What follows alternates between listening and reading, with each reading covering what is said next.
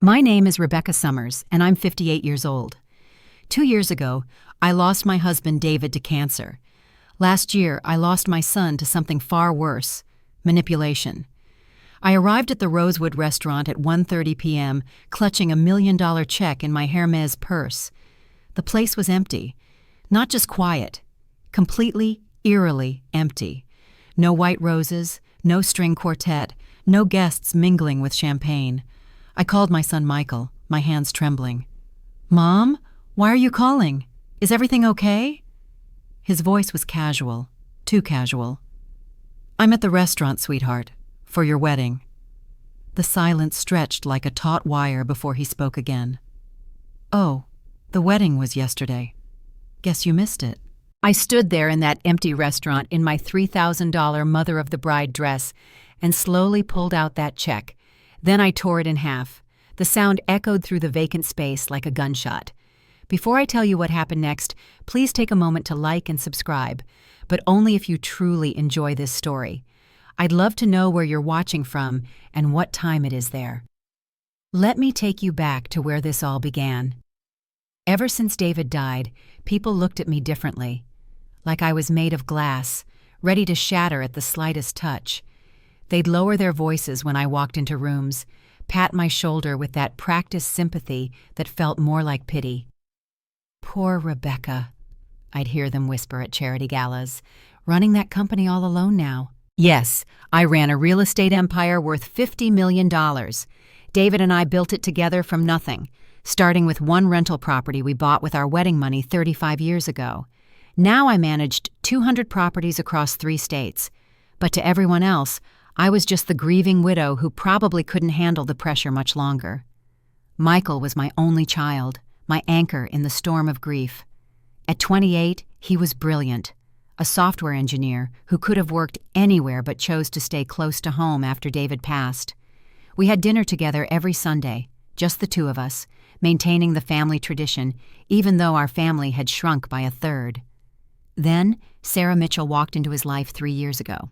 I remember thinking she was beautiful when we first met. Honey blonde hair, perfect smile, the kind of woman who knew exactly how to tilt her head to catch the light. She worked in marketing, she said, though she was vague about which company. Michael was smitten immediately.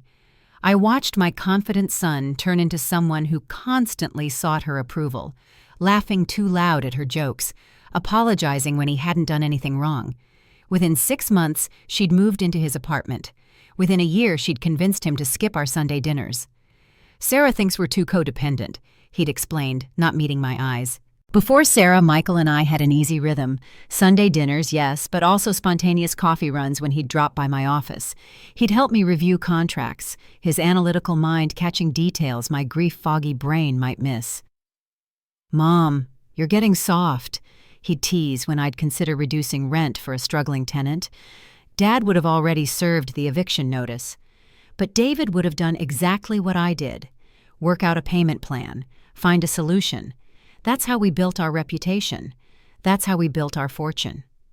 The changes were gradual at first. Michael started forgetting to return calls. Our coffee runs became monthly, then stopped altogether. When I'd suggest lunch, Sarah would suddenly have plans that required him. "Maybe next week, Mom," became his standard response. I told myself it was normal. Young love, a man establishing independence. My friends assured me their sons went through the same phase. "He'll come back," they promised, "once the honeymoon phase wears off." But there were moments that nagged at me, like when I'd stop by Michael's apartment unannounced with his favorite Thai food. I still had a key from when he'd had the flu last year. Sarah was on the phone in the bedroom, door cracked open. "His mother has no idea," she was saying, laughing. "She actually thinks Michael makes his own decisions." When I confronted Michael later, gently, he exploded. "Sarah's right. You don't respect boundaries. You can't just show up whenever you want." I'd never seen him angry at me before, not like that. I returned his key that day, my hands shaking as I pulled it off my keychain. Sarah watched from behind him, and I swear I saw her smile. The first time I met Robert and Linda Mitchell should have been my warning. We'd gathered at an upscale steakhouse, their choice, to celebrate Michael and Sarah's 1-year anniversary.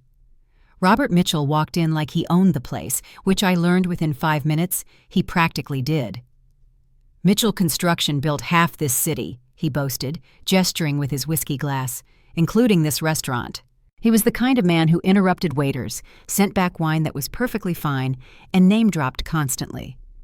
Linda Mitchell sat beside him, cataloging everything: my Cartier watch, my wedding rings I still wore, the subtle logos on my handbag. The way she looked at my jewelry wasn't admiration, it was calculation.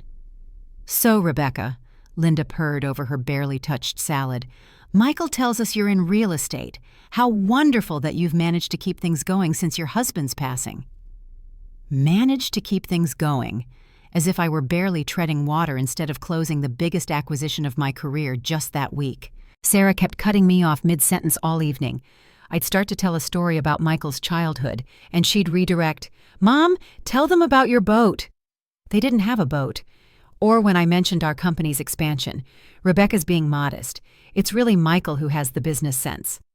Michael just sat there, smiling like a ventriloquist's dummy, nodding along to whatever Sarah said. Later, when I excused myself to the restroom, I overheard Sarah in the hallway on her phone. "No, the credit check came back fine this time. I told you I handled it. The old company won't be a problem." When I returned to the table, Robert was grilling Michael about our company structure.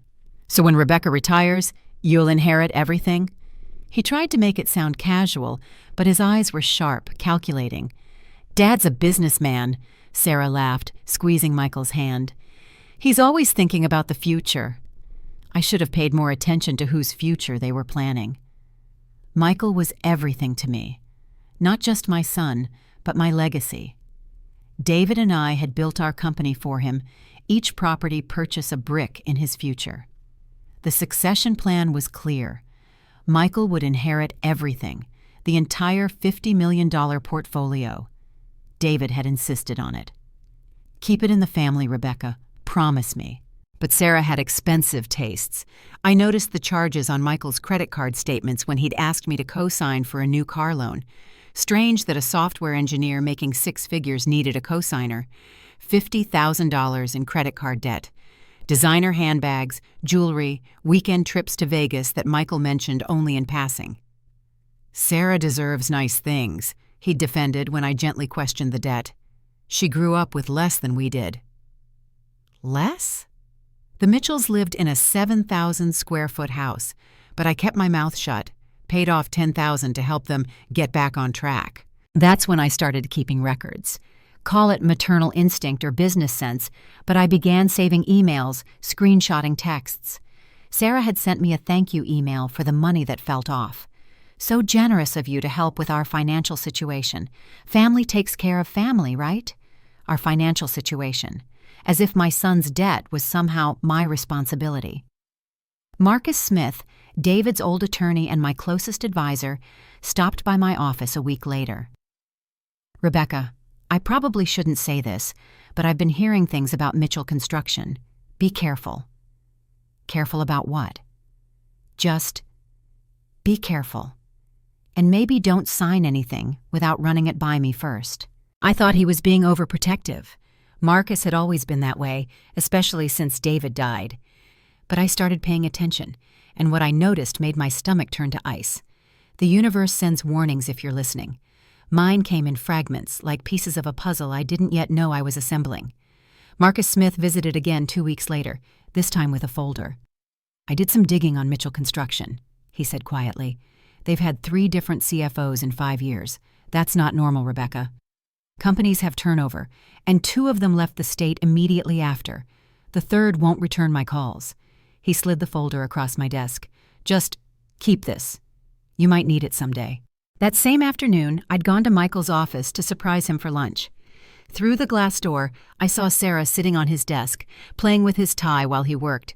She was saying something about her father's big deal coming through soon, how they wouldn't need to worry about money anymore. "What about the prenup Mom suggested?" Michael asked. Sarah's laugh was sharp as breaking glass. "Your mother and her prenups, like I'm some gold digger. Besides, after we're married, what's yours is mine anyway. That's what marriage means." She spotted me through the glass and waved cheerfully, her smile never wavering. I pretended I'd just arrived. At dinner that night, a rare occasion where Sarah allowed Michael to see me, she kept steering the conversation toward David's will. "It must have been so hard dealing with all that paperwork after David passed," she cooed, patting my hand. "Michael says everything was already in a trust." "David was very organized," I replied carefully. "Smart man, though I bet there were some surprises, hidden accounts, investments Michael didn't know about." Michael shifted uncomfortably. "Sarah's just curious about financial planning for our future, their future, built on my past." I excused myself early, claiming a headache. In my car, I called Marcus. "Start that investigation, quietly." The email arrived on a Tuesday morning in May. "Save the date!" The subject line screamed in cursive font. June 15th, 2 p.m., Rosewood Restaurant, the most exclusive venue in the city where David had proposed to me 36 years ago. I called Michael immediately. "Sweetheart, I just got the invitation. The Rosewood. Dad would be so proud." "Yeah, Sarah fell in love with it." His voice was flat, distracted. "She's handling all the planning." "Of course. Is there anything you need me to do? The flowers or—" "Sarah's mom is handling everything, Mom. Just show up." Just show up. Like I was a casual acquaintance instead of the mother of the groom. But I pushed down the hurt and threw myself into finding the perfect gift. Money felt impersonal, but it's what they needed. I had my banker prepare a cashier's check for $1 million, enough to pay off Sarah's debts, buy them a house, start their life properly. Sarah called me 2 days before the wedding, sweeter than she'd been in months. "Rebecca, I just wanted to make sure you got the invitation. Sometimes emails go to spam." "I got it, dear. 2 o'clock sharp." "Perfect. And Rebecca, I know we've had our differences, but I want you to know how much it means to Michael that you'll be there. You're the only parent he has left." Something in her tone made my skin crawl, but I ignored it. This was my son's wedding. I would not be the bitter mother-in-law who ruined it with suspicion. The morning of June 15th, I dressed carefully. Navy blue dress, not white. God forbid I upstage the bride. David's mother's pearls, the check tucked safely in my purse's inner pocket.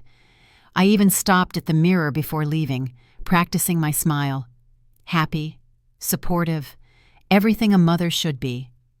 If only I had known what they were planning. If only I had listened to my instincts screaming that something was terribly, terribly wrong.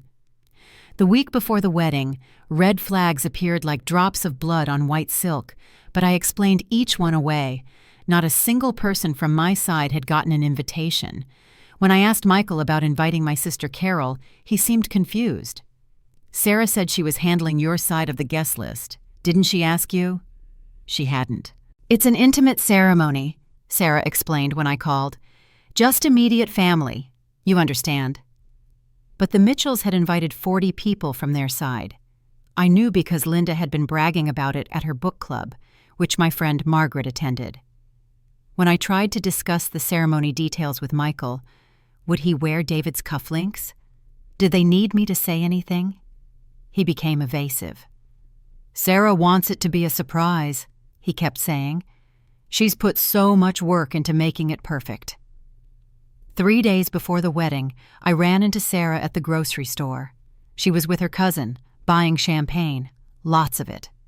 "Pre-wedding celebration?" I asked. Sarah's cousin started to answer, but Sarah cut her off sharply. "Just stocking up," she said, then quickly deleted something on her phone when she thought I wasn't looking.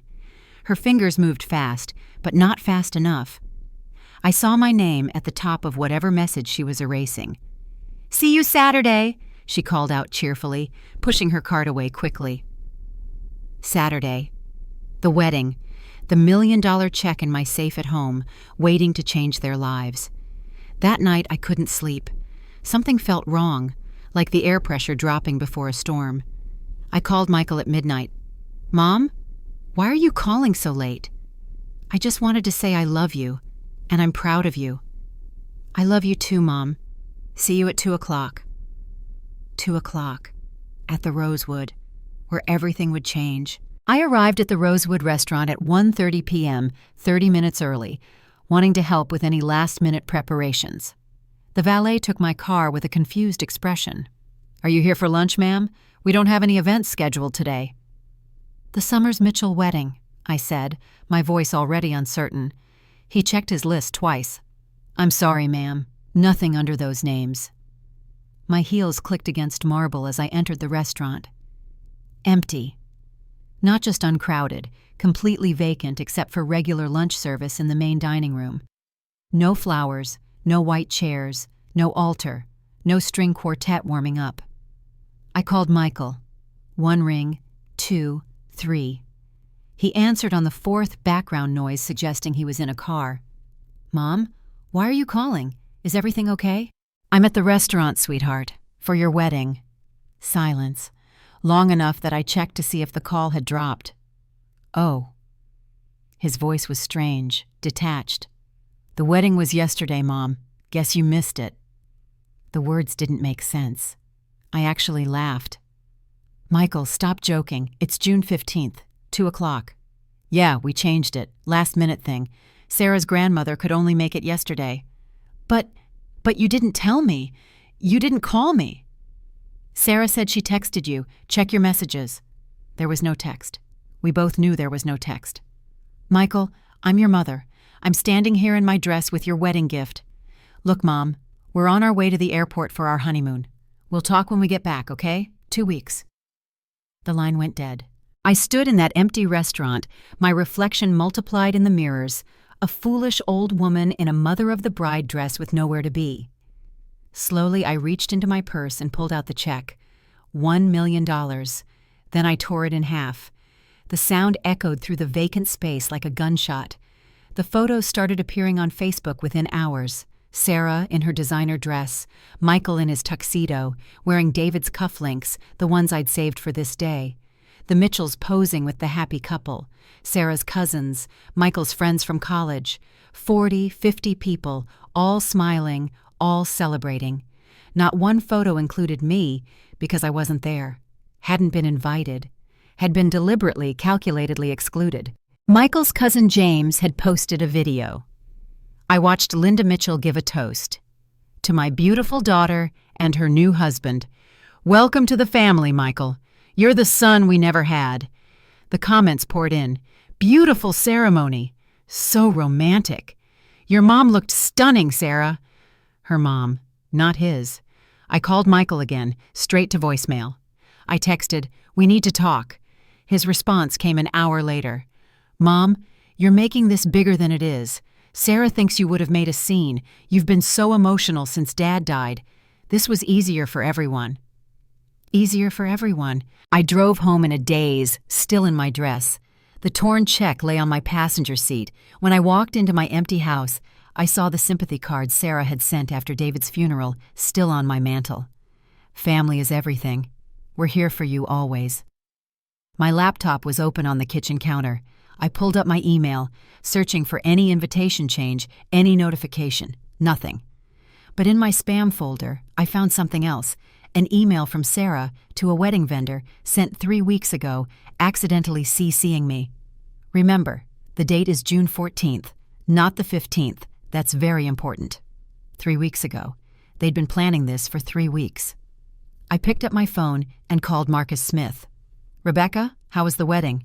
"There's something I need you to do for me. And Marcus, this time don't be quiet about it." "They want war?" I said to Marcus, my voice steady as steel. "They'll get war." I could hear him shifting in his chair. "Rebecca, I know you're hurt, but they deliberately humiliated me. They isolated me from my own son. This isn't about hurt feelings, Marcus.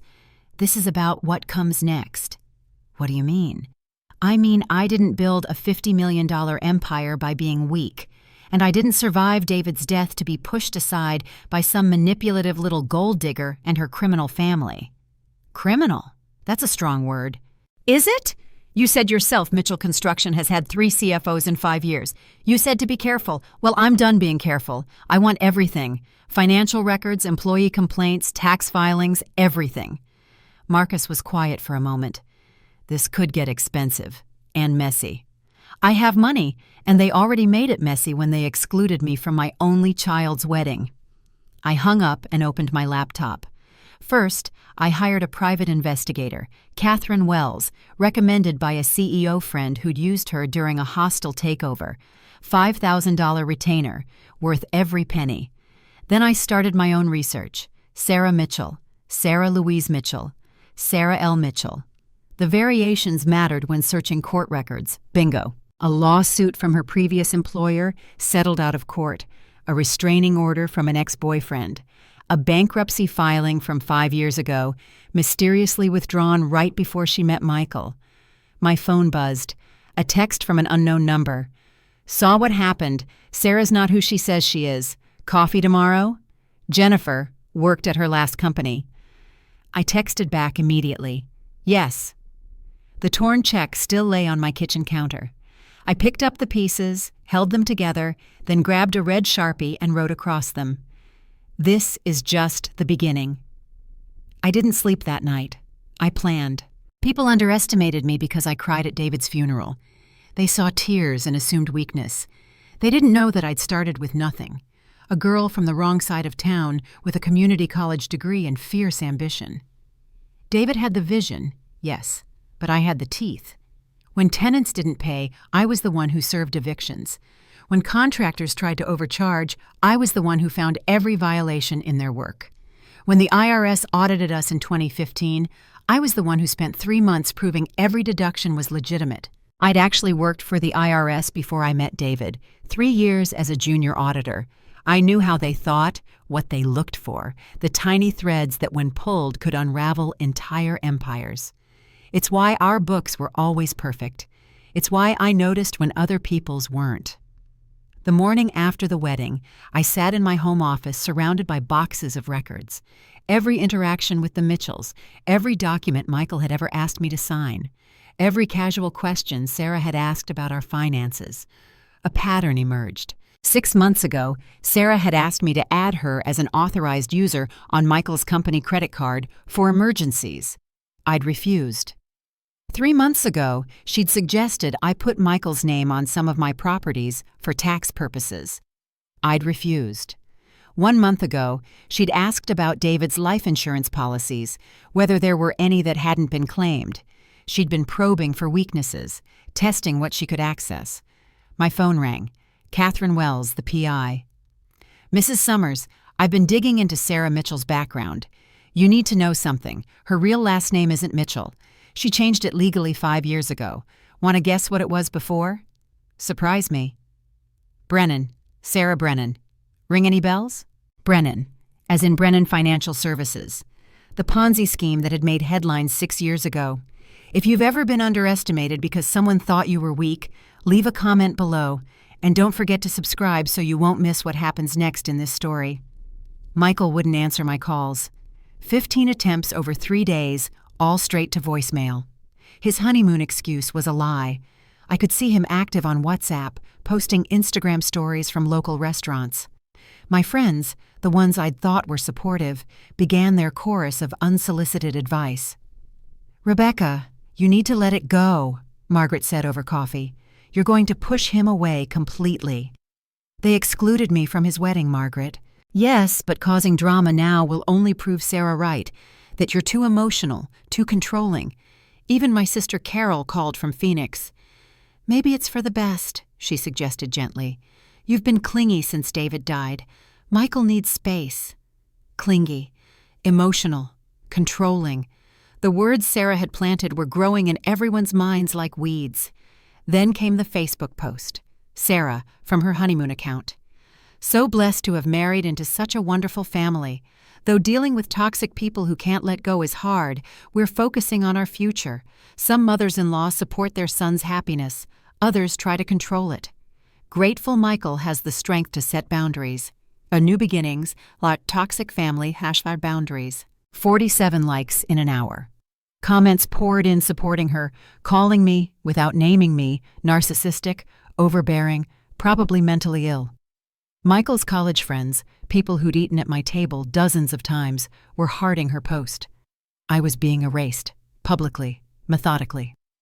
My phone buzzed. Jennifer, Sarah's former coworker. "Can't meet. Sarah found out I reached out. Her father called my current employer. I could lose my job. I'm sorry. Then an email from Catherine Wells. "You need to see this. Meet me tomorrow. Don't discuss with anyone." That night, I sat alone in my house, the same house where Michael had taken his first steps, where we'd hosted his high school graduation party, where David had died in my arms. The silence was deafening. But in that silence, something hardened inside me. They'd taken my son. They'd stolen my dignity. But they'd forgotten one thing. I had nothing left to lose. Catherine Wells slid a manila folder across the coffee shop table. "Don't react. Just read." Inside were printed emails, dozens of them, between Sarah and Linda Mitchell. The subject lines alone made my blood freeze. Operation Inheritance, Isolating R, Timeline for M. The first email dated back 8 months. "Mom, I've got him hooked. Rebecca's still a problem, but she's weak. Lost her husband, clings to her son. Classic vulnerable narcissist. Give me 6 months." Linda's response, "Perfect. Your father needs this deal to work. The IRS is sniffing around again. Michael's inheritance could solve everything." I kept reading, my coffee growing cold. They discussed strategies like generals planning a battle. Convince Michael his mother was toxic. Create situations where I'd react emotionally. Document everything to build a case for why I should be cut out. "Once we get the inheritance, we can dump him too," Sarah wrote 3 months ago. "Men are so easy, especially Mama's boys." But the most damning email was from 2 weeks before the wedding. "Changed the date. Told vendors June 14th. The old bitch will show up to an empty restaurant on the 15th. Michael thinks it's romantic to surprise her with an earlier ceremony. He has no idea she's not invited. By the time he figures it out, we'll be married, and I'll convince him she got confused. Dementia runs in families, right?" "These are all time-stamped and verified," Catherine said quietly. "I have a contact who retrieved them from Sarah's old work laptop. She never wiped it properly when she was fired." "Fired?" "For embezzlement. The company buried it to avoid scandal, but I have the termination letter too. She stole $80,000. I stared at the emails, my hands steady despite the rage building inside me. "Can we prove these are real?" "Every single one. Metadata intact. Chain of custody documented." "Then let's bury them." Marcus Smith called an emergency meeting at his law firm. When I arrived, he wasn't alone. Janet Ross sat beside him, my old college roommate, now a senior forensic accountant for the FBI. "Rebecca," Janet stood to hug me. "Marcus filled me in. I'm so sorry about Michael. I don't need sympathy. I need help." "You'll get both." She opened her laptop. "I've been looking into Mitchell Construction on my own time. What I found, Rebecca, this is bigger than just tax evasion." The screen filled with spreadsheets, bank records, shell company registrations. Robert Mitchell has been running a massive fraud scheme. He takes deposits for construction projects, starts the work, then claims cost overruns. When clients can't pay the inflated bills, he puts liens on their properties. He's stolen millions, mostly from elderly clients who don't understand construction law. But he's still in business. Because he's smart.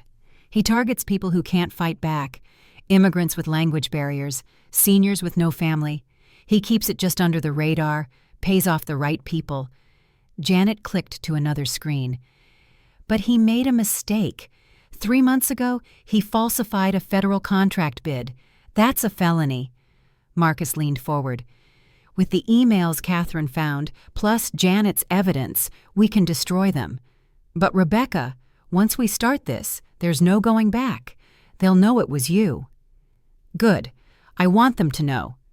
Janet pulled out a flash drive. There's more. Sarah's been helping her father. She's been forging signatures on change orders, inflating invoices. She used her marketing skills to create fake testimonials, phantom references. It's wire fraud, conspiracy, racketeering. How long would they go to prison? Robert, 10 to 15 years. Sarah, 3 to 5 minimum. I thought about Michael, about the pain this would cause him. Then I remembered him saying, "The wedding was yesterday. Guess you missed it." "Do it. All of it." Marcus nodded. "The family reunion is July 4th, right? 3 weeks away?" "How did you know?" Linda Mitchell invited half the country club. She's announcing something big. Perfect. The universe has a way of delivering justice through unexpected messengers. Mine came in the form of Tommy Rodriguez, a construction worker who'd been stiffed by Mitchell Construction. "Mrs. Summers, I heard you're looking into Robert Mitchell." He stood at my office door, hard hat in hand. "He owes me and my crew $40,000 in wages. 3 months of work, no pay." "Do you have documentation?" "Everything. Timesheets, contracts, even video of us working on his sites." He pulled out his phone. "But that's not why I'm here. You need to know about Sarah." My pulse quickened. "What about her?" "She came to our job site 6 months ago, told us if we complained about the missing wages, she'd call ICE. Half my crew are citizens, been here for generations, but she didn't care. 'They won't check papers,' she said. 'They'll just deport first and ask questions later.'" I recorded everything on my phone, another piece of evidence. That afternoon, Jennifer finally called, from a burner phone. "I can't meet, but I can tell you this. Sarah was fired from Preston Marketing for stealing client funds. But before that, she destroyed another company from the inside. Seduced the CEO, convinced him to make her CFO, then embezzled everything. The company folded, 40 people lost their jobs. The CEO killed himself." Jesus Christ. "There's a pattern, Mrs. Summers. She targets men with family money. Your son is her fourth." "Fourth?" "That we know of." The final revelation came from an unexpected source, Michael himself. He'd finally texted, "Mom, we need to talk about the check. Sarah's pregnant. We need that money." Pregnant, of course she was. Another trap, another chain to bind him. But this time, she'd miscalculated. A baby meant custody battles, and custody battles meant financial investigations. July 4th was approaching like a freight train. The Mitchell family reunion would have over 50 guests, judges, business owners, city councilmen. Linda had been bragging about her big announcement for weeks. I knew what it was. Sarah was pregnant, and they'd announce it along with their plans for Michael's inheritance. My sources at the country club confirmed Linda had been telling everyone about their expanded family business ventures. 3 days before the reunion, I made my final preparations. Janet had filed her report with the FBI, but they'd agreed to wait until after July 4th to move. I'd promised them a recorded confession. Catherine had one last gift. "Rebecca, I found Sarah's second phone. She's been recording conversations with Michael, editing them to make him sound unstable. She's building a case for power of attorney if something happens to him." "If something happens?" "There's an insurance policy, $2 million. She forged his signature 3 weeks ago." My blood turned to ice. "We need to warn—" "No. If we tip our hand now, they'll destroy evidence. But I've documented everything. She can't hurt him now without immediately becoming the prime suspect." The night before the reunion, I stood in my office with Marcus and Janet. The table was covered with evidence, emails, contracts, recordings, photographs. 3 years of crimes documented in devastating detail. "You have one shot," Marcus warned. "If they realize what's happening, they'll run." "They won't run. They're too arrogant." I picked up the recording device Janet had given me, tiny as a button. "Sarah thinks I'm weak. Robert thinks I'm nothing. They're about to learn otherwise." My phone buzzed. Michael. "Mom, please don't come tomorrow. Sarah doesn't want drama at the announcement." I texted back, "Wouldn't miss it for the world." Tomorrow, everything changes. Tomorrow, they all fall down. I walked into the Mitchells' backyard at exactly 2 p.m. on July 4th. 50 faces turned to stare. The surprise on Sarah's face was a masterpiece. Her mouth actually fell open. "Rebecca!" Linda Mitchell rushed over, her voice pitched high with fake concern. "We didn't expect you." "Families should be together for big announcements," I said, loud enough for everyone to hear. "After all, I'm about to be a grandmother." Sarah's hand instinctively went to her stomach. She wasn't showing yet, hadn't announced. The murmur through the crowd was delicious. "What are you doing here?" Sarah hissed, grabbing my arm. "Claiming what's mine," I said, shaking her off. "My family, my son, my grandchild." Michael appeared, his face pale. Mom, please. Michael, sweetheart. I touched his cheek gently. I'm not the grieving widow they thought they could push around. And it's time everyone here knew exactly who they're dealing with. Robert Mitchell stormed over, his face red. You need to leave, now. Actually, Robert, I have something to share with your guests. Something about Mitchell Construction. Something about tax fraud. Something about the FBI. The color drained from his face. You're lying. I pulled out my phone, connected it to the Bluetooth speaker they'd set up for music. Everyone might want to hear this. Security! Robert barked. 2 men stepped forward, but I smiled. Those are my security guards, Robert. I hired them for today. You see, I knew you'd try to silence me, but everyone here needs to know who you really are. Sarah lunged for my phone, but I stepped back. Careful, Sarah. You wouldn't want to hurt yourself in your condition. Or should I say, your latest trap? The entire party had gone silent. 50 of the city's most influential people were about to witness the complete destruction of the Mitchell empire. I connected my laptop to the outdoor TV they'd set up for the party.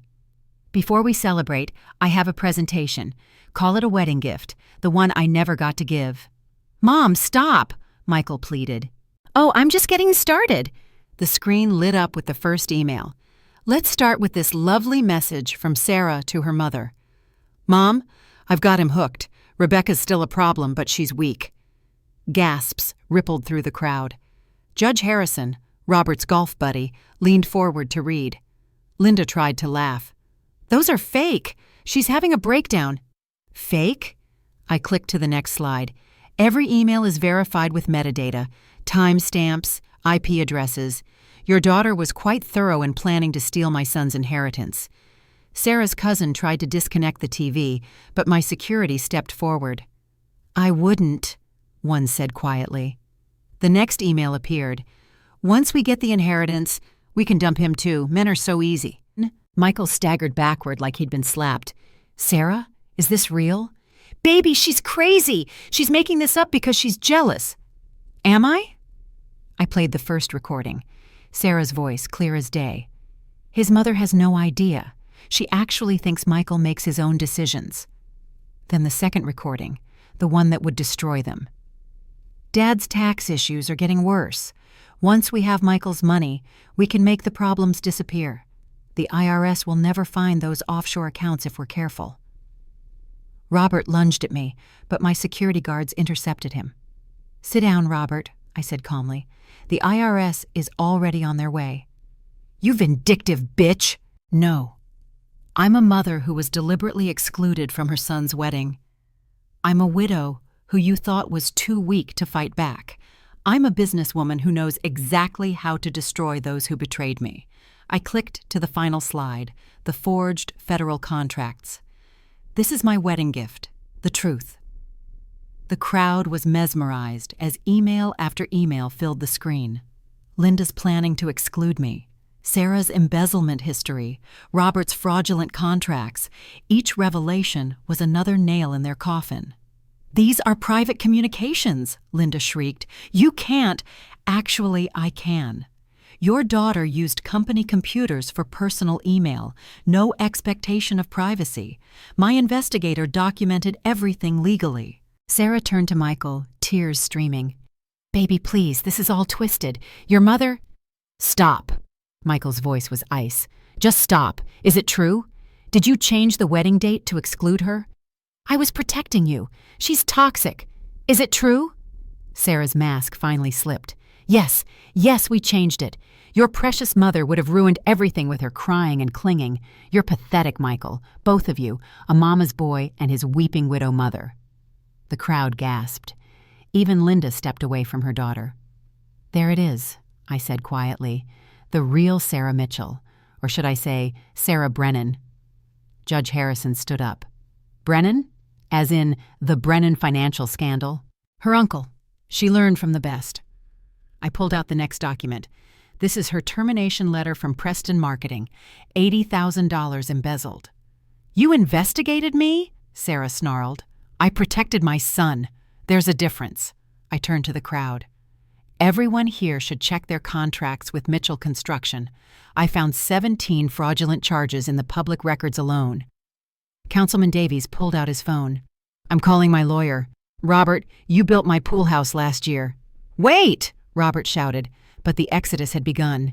Guests were leaving, phones out, calling attorneys, calling spouses. Michael stood between his wife and his mother, looking lost. Mom, the baby. There is no baby, Catherine Wells said, stepping out from behind the pool house. I have her medical records. She's been taking birth control the entire time. The pregnancy test she showed you was bought on eBay. Sarah's face contorted with rage.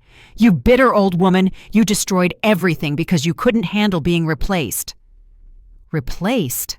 I laughed. Actually laughed. You were never replacing me, Sarah. You were using my son as an ATM. She flew at me, nails aimed at my face, but Janet Ross stepped between us. I hadn't even seen her arrive. Assault in front of 50 witnesses? Not smart, Sarah. Who the hell are you? FBI, Forensic Accounting Division. Janet held up her badge. We've been investigating Mitchell Construction for 6 months. Mrs. Summers just made our job much easier. Robert went white. I want a lawyer. You'll need one. Janet pulled out the recording device I'd been wearing. That confession about offshore accounts? That's federal prison time. Sarah spun to Michael. You're going to let them do this to your pregnant wife? You're not pregnant, Michael's voice broke. You lied about everything. Our entire relationship is a lie. Your money is real enough, Sarah spat. Community property, sweetheart. What's yours is mine. Actually, Marcus Smith emerged from the crowd. You signed a postnuptial agreement 3 weeks ago, remember? That document Michael asked you to sign for the insurance? That was actually a complete financial separation agreement. Ironclad. You get nothing. The scream that erupted from Sarah was inhuman. She grabbed a champagne bottle, raised it. I wouldn't. The voice was calm, authoritative. FBI agents were filing into the backyard. Robert Mitchell, you're under arrest for tax evasion, wire fraud, and racketeering. Sarah Mitchell, you're under arrest for conspiracy, fraud, and forgery. As the handcuffs clicked onto Robert's wrists, he stared at me with pure hatred. You destroyed my family. No, Robert, you destroyed your family. I just made sure everyone could watch. The final piece of evidence appeared on the screen, the contract Sarah had forged, stealing $3 million from a federal housing project meant for homeless veterans. My God, Judge Harrison whispered. They stole from veterans? Not just stole, I said. They redirected the funds to their offshore accounts in the Caymans. 20 homeless veterans died last winter because the shelter was never built. The crowd's disgust was palpable. These weren't just white-collar crimes anymore. This was moral bankruptcy. Linda Mitchell fell to her knees, sobbing. I didn't know about the veterans. Robert, how could you? Shut up! Robert screamed as the FBI agents dragged him away. This is all your fault, you and your greedy daughter. Sarah was eerily calm as they cuffed her. She looked at Michael one last time. You'll never find anyone who loves you like I did. You never loved me, Michael said quietly. You loved my inheritance. Same thing, baby. Same thing. As the FBI led them away, the remaining guests stood in shocked silence. The Mitchell empire had crumbled in less than an hour, broadcast to the city's entire power structure. Michael collapsed into a chair, his head in his hands. I wanted to go to him, but I waited. This was his moment to process. Finally, he looked up at me. The check. The $1 million check you tore up. What about it? Was it real? I pulled the 2 halves from my purse, still carrying them after all these weeks. Every penny. You gave up $1 million to expose them? No, son. I invested $1 million in your freedom. Justice is being served right before your eyes. If this story makes you feel satisfied, please like and share it with someone who needs to hear it. The news spread through the city like wildfire. Mitchell construction scandal, fraud, theft, and betrayal at July 4th party. By evening, it was trending on social media. Someone had filmed my entire presentation and posted it online. Robert was denied bail. Flight risk, the judge said, given those offshore accounts.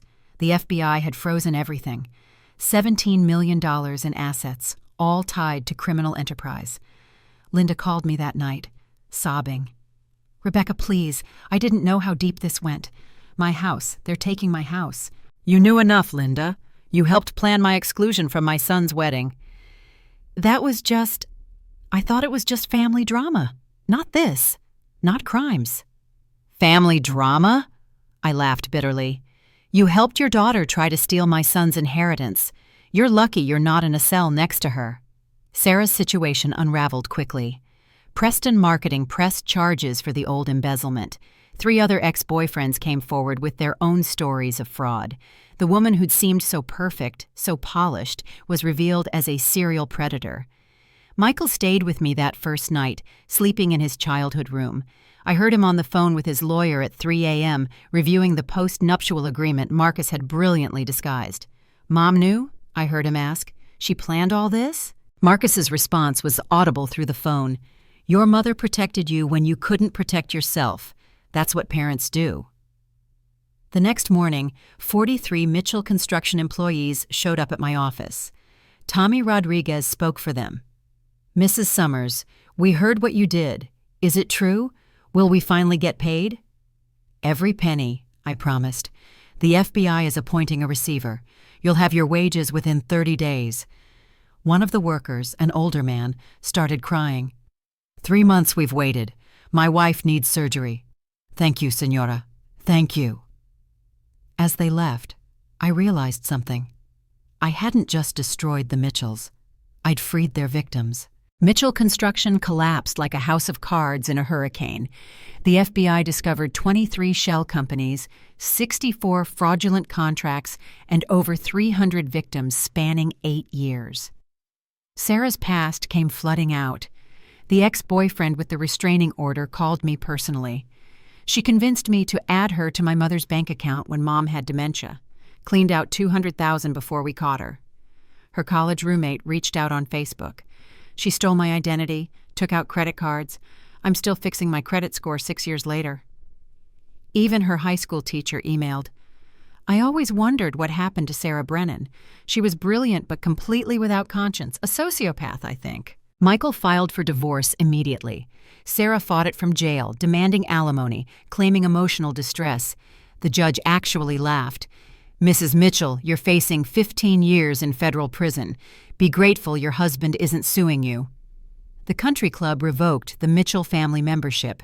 Their church asked them not to return. Every charity Linda had served on demanded her resignation. But the cruelest blow came from Sarah's own family.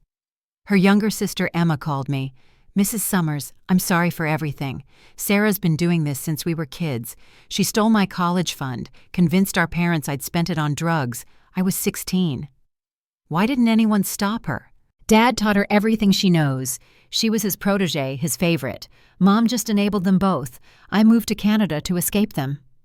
Robert's brother Frank went on local news. "I haven't spoken to Robert in 10 years. He tried to steal our mother's house when she had Alzheimer's. This is karma." The Mitchell name became toxic overnight. Linda legally changed hers back to her maiden name. Not that it helped. Everyone knew who she was. Michael stood in my kitchen 5 days after the reunion, holding divorce papers in one hand and a glass of whiskey in the other. He'd aged 5 years in 5 days. "How could you do this?" he asked, his voice hollow. "How could I not?" "You destroyed my marriage." "No, son." I set down my coffee carefully. "I revealed your marriage. There's a difference." He slammed the papers on the counter. "You knew! You knew what she was, and you let me marry her! Would you have believed me? When I tried to warn you about the debt, you accused me of being controlling. When I suggested a prenup, you said I was treating Sarah like a gold digger. So you waited. You planned. You destroyed everything in the most public way possible. They excluded me from your wedding, Michael. They made you lie to me. They were planning to steal your inheritance, and then I pulled out the insurance policy Catherine had found. Then they were planning to kill you." The color drained from his face as he read it. $2 million. Sarah as sole beneficiary. His forged signature. "No, she wouldn't." "She would. She did. Her ex-boyfriend had a mysterious car accident 2 months after a similar policy was taken out. He survived, barely. Michael sank into a chair. I loved her. You loved who you thought she was. How did I not see it? Because con artists are expert manipulators. They mirror what you want to see. You wanted someone who needed you, who made you feel strong. She played that role perfectly. I chose her over you, my own mother. You were manipulated by experts. I don't blame you, Michael. I blame them. He looked at me then, really looked at me. You gave up $1 million. You spent God knows how much on investigators. You risked everything. Why? Because you're my son, and despite everything, I love you. I didn't deserve it, not after how I treated you. Love isn't about deserving. It's about showing up, even when someone tries to lock you out. Sarah hired Clarence Watts, the most aggressive defense attorney in the state. Her strategy was predictable: claim she was manipulated by her father, paint herself as a victim, and sue me for defamation. The cease and desist letter arrived within a week. Mrs. Summers, it read, your malicious and unfounded attacks on my client have caused irreparable harm. Marcus laughed when he read it. Unfounded, we have 300 pages of evidence. But Sarah wasn't done. She gave a jailhouse interview to a sympathetic blogger, spinning a tale of a controlling mother-in-law who couldn't let go, who fabricated evidence out of jealousy. The post went viral in certain circles, the ones that always side with the young, pretty woman over the older one. She's trying to poison the jury pool, Janet warned. If this goes to trial, it won't, I said. She's about to get a better offer. I had Catherine leak select emails to the press, the ones where Sarah called her own mother that stupid cow and her father the old fool with his hand in the till, the ones where she detailed her plans to seduce the prosecutor if she got caught. Within 24 hours, Clarence Watts withdrew from her case. Irreconcilable differences, he stated. Translation: she couldn't pay, and he'd seen the real evidence. Sarah's new lawyer, a public defender, called me directly. Mrs. Summers, my client is willing to plead guilty to lesser charges in exchange for your agreement not to pursue civil action. No deal. She pleads to everything or we go to trial. And I want a public allocution. She admits everything she did in court on the record. That's harsh. That's justice. She has 24 hours to decide. Sarah took 12. The investigation kept expanding, like ripples in a poisoned pond. The FBI found Robert Mitchell had been defrauding clients for 15 years. The total approached $30 million. Then they found the bodies, not literal ones, but corporate corpses. 12 small businesses Robert had destroyed through fraudulent liens and forced bankruptcies. 3 elderly couples who'd lost their homes. 1 veteran who'd committed suicide after Robert stole his life savings. This is RICO territory, Janet told me. Racketeering. Robert's looking at 20 to life. Sarah's crimes multiplied too. Insurance fraud in 3 states, identity theft crossing state lines, wire fraud involving international transfers. Each discovery added years to her potential sentence. Linda Mitchell tried to flee to her sister's house in Florida, but the FBI had frozen her passport. She was trapped, watching her life disintegrate day by day. Michael threw himself into helping the investigation. He provided passwords, documents, recordings he'd made without realizing their significance. His testimony would be crucial. I want them to pay, he told me one night. Not just legally. I want them to feel what they made others feel. They will. They already are. The civil lawsuits started rolling in. Every defrauded client, every unpaid worker, every victim of the Mitchells' crimes filed suit. The total damages exceeded $50 million. Mitchell Construction's assets were liquidated. The office building, the equipment, the ongoing projects, everything sold at auction. I bought the building myself for 10 cents on the dollar. What are you going to do with it? Michael asked. Turn it into affordable housing, every unit named after one of their victims. The local news picked up the story. Poetic justice. Fraud victim transforms Mitchell building into housing for homeless veterans. Robert heard about it in jail. I'm told he had to be sedated. Sarah appeared at my door on bail 2 days before her sentencing. She'd lost 20 pounds, her designer clothes replaced with Goodwill finds. The honey blonde hair had grown out, showing dark roots. "Rebecca." "No, Mrs. Summers anymore. I need your help. You need to leave. Please, I'm pregnant, really pregnant this time." She held out an ultrasound image.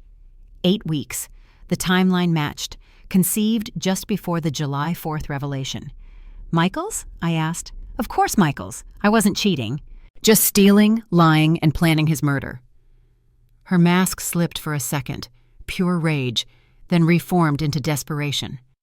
"I made mistakes, but this baby is your grandchild, your blood. If it's Michael's child, we'll petition for full custody. You'll be in prison." "Not if you help me. Tell the judge I was manipulated by my father, that I was a victim too. You have influence. The influence you tried to destroy?" She dropped to her knees. "Please, I'll sign away parental rights. I'll give you the baby. Just keep me out of prison." I looked at this woman who'd systematically tried to destroy my family, on her knees, begging, reduced to nothing. 6 months ago, I might have felt satisfaction. Now I felt only cold clarity. "Sarah, you destroyed lives. You stole from veterans. You traumatized dozens of families. You tried to erase me from my son's life." "I'm sorry." "No, you're not. You're scared. There's a difference." I pulled out a business card. "This is a good family lawyer. If you're really pregnant, if it's really Michael's, we'll ensure the child is provided for. You'll sign away rights, and we'll establish a trust for the baby. But I won't lie for you. Not to the judge, not to anyone." She stood slowly, her face hardening. "You're a cold bitch. I'm a mother protecting her family, something you'll never understand." I watched her walk away, knowing she'd just sealed her fate. The recording device in my doorbell had captured everything, including her admission of guilt. Michael came to my office the day before Sarah's sentencing. He looked healthier, the hollow cheeks filling out, the dark circles fading. "Mom, I need to say something." "You don't need to." "Yes, I do." He sat across from me, in the same chair where David used to sit. "I was weak. I let her isolate me from you. I knew deep down that something was wrong, but I ignored it because it was easier than standing up to her." "She was a professional manipulator, Michael. Stop protecting me." His voice was firm. "I'm 28 years old. I should have protected you. Dad would be ashamed of me." "Your father would be proud that you're here now." "Would he? I let them exclude you from my wedding. I watched you stand in that empty restaurant and told you it was your fault. What kind of son does that?" "A son who was being abused. Emotional abuse is still abuse, Michael." He pulled out an envelope. "I've been seeing a therapist. She says I need to make amends." He handed it to me. Inside was a check for $1 million. "Michael, no, it's not the same check. That one meant obligation. This one means love and respect and an apology I can never fully make. I don't want your money." "Then donate it, frame it, burn it, I don't care. But I need you to know that I understand what you sacrificed. Not just the money, your reputation, your social standing, everything you risked to save me from them." We sat in silence for a moment. "She's really pregnant," he said finally. "The test came back. It's mine." "I know. We'll handle it together." "I'm going to be a terrible father." "No," I said firmly. "You're going to be a wonderful father, because you'll know what not to do. You'll never let anyone isolate your child from family. You'll never choose a partner over your child's well-being." "How can you still believe in me?" "Because I'm your mother. That's what mothers do." Tommy Rodriguez called me the day his crew received their back wages. "Mrs. Summers, you saved us. My wife got her surgery. The kids can stay in school. How do we thank you?" "Build something beautiful with your lives. That's thanks enough." The 43 workers of Mitchell Construction formed their own company, Rodriguez and Associates. I gave them their first contract, renovating the building I'd bought. They undercut their bid by 20%. "We pay our debts," Tommy said simply. Emma, Sarah's sister, flew in from Canada for the sentencing. We had coffee the day before. "I wanted to warn Michael at the wedding," she confessed, "but I was too scared. Sarah had something on everyone: photos, recordings, secrets. She kept files. Where are these files? Emma handed me a flash drive. I stole it from her apartment. There's stuff about judges, politicians, business owners. She was planning to blackmail half the city eventually. I gave it to the FBI. 17 more arrests followed. Linda Mitchell lost everything in the civil suits: her house, cars, jewelry, even her wedding ring. She moved into a one-bedroom apartment on the wrong side of town, the same neighborhood where many of Robert's victims lived. Karma, Marcus called it. Justice, I corrected. Preston Marketing sent me a thank you letter. With Sarah's prosecution, they could finally recover some of the embezzled funds through insurance. They donated half to a fund for fraud victims. The suicide victim's widow reached out. Mrs. Summers, you gave me closure. For 3 years, I blamed my husband for falling for Robert's schemes. Now I know he was targeted by professionals. He wasn't weak or stupid. He was a victim. Every story that emerged painted the same picture: a network of predators who'd operated with impunity until someone stood up to them. That someone just happened to be a grieving widow they'd underestimated. The courtroom was packed for sentencing day. Robert Mitchell, once the strutting peacock of the business world, shuffled in wearing orange and shackles. The judge, Harold Brennan, no relation to Sarah's family, had reviewed all the evidence. Mr. Mitchell, in 30 years on the bench, I've rarely seen such systematic, callous criminal behavior. You destroyed lives for profit. You stole from veterans, the elderly, immigrants. You showed no mercy, so you'll receive none. The sentence: 18 years federal prison, no possibility of early release for 15. Robert collapsed. Linda wailed. Justice tasted like vindication. Sarah's sentencing came next. She'd tried to appear sympathetic. A simple dress, no makeup, hair pulled back. Her baby bump barely showed at 4 months. Ms. Mitchell, the judge began, you're young, intelligent, and completely without conscience. Your psychological evaluation suggests antisocial personality disorder with narcissistic features. You're a danger to society. 7 years federal prison, 3 years supervised probation, lifetime ban from financial services. My baby! Sarah screamed. You can't take me from my baby! You should have thought of that before committing multiple felonies, the judge replied. Michael had already filed for full custody. With Sarah's signed relinquishment of parental rights, obtained by her own lawyer in exchange for our agreement not to pursue additional civil action, it was guaranteed. The FBI recovered $2 million from the Mitchells' offshore accounts. After legal fees and restitution to victims, Michael received $800,000, not enough to replace what was stolen, but enough for a fresh start.